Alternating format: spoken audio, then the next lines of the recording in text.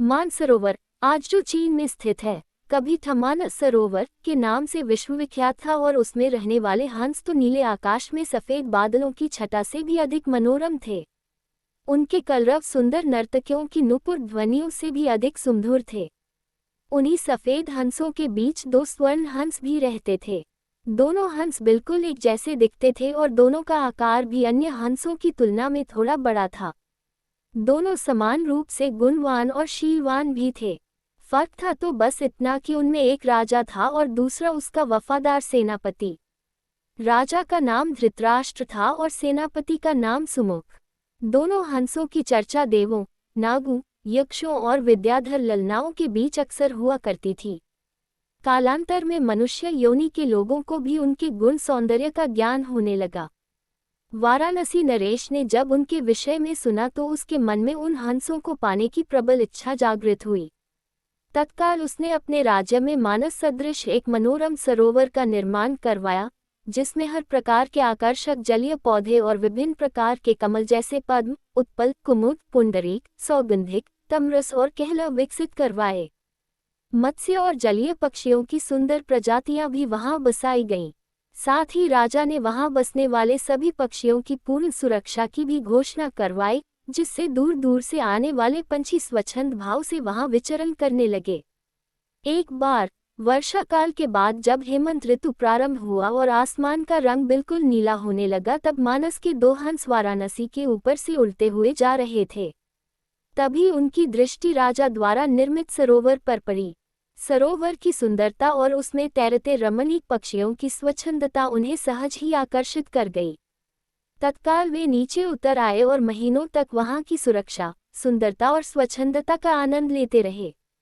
अंततोगत्वा वर्षा ऋतु के प्रारंभ होने से पूर्व वे फिर मानस को प्रस्थान कर गए।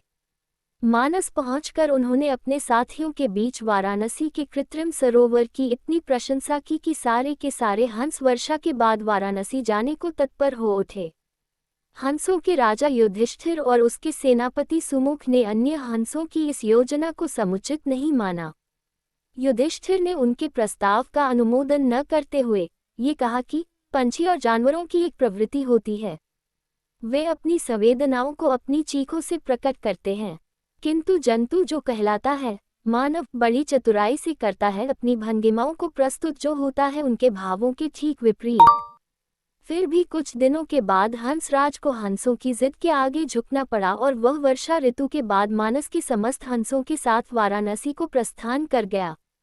जब मानस के हंसों का आगमन वाराणसी के सरोवर में हुआ और राजा को इसकी सूचना मिली तो उसने अपने एक निषाद को उन दो विशिष्ट हंसों को पकड़ने के लिए नियुक्त किया।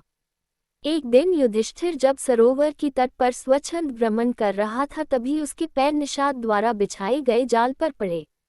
अपने पकड़े जाने की चिंता छोड़ उसने अपनी तीव्र चीखों से अपने साथी हंसों को तत्काल वहां से प्रस्थान करने को कहा, जिससे मानस के सारे हंस वहां से क्षण मात्र में अंतर्धान हो गए। रह गया तो केवल उसका एकमात्र वफादार हमशक्ल सेनापति सुमुख।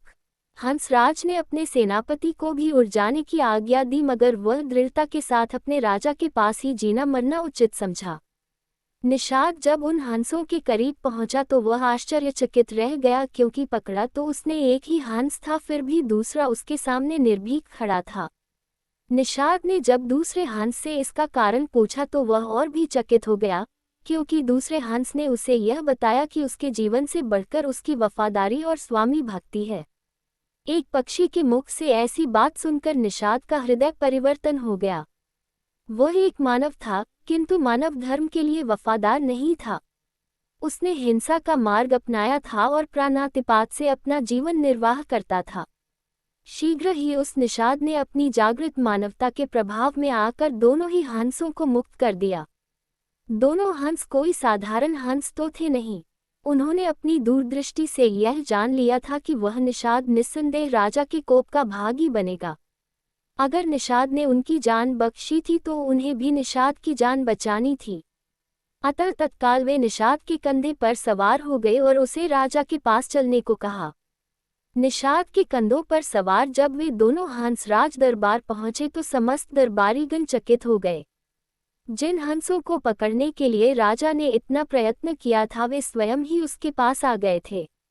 विस्मित राजा ने जब उनकी कहानी सुनी तो उसने तत्काल ही द को राजदंड से मुक्त कर पुरस्कृत किया।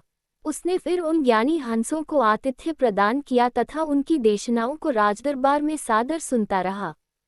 इस प्रकार कुछ दिनों तक राजा का आतिथ्य स्वीकार कर दोनों ही हंस पुनः मानस को वापस लौट गए।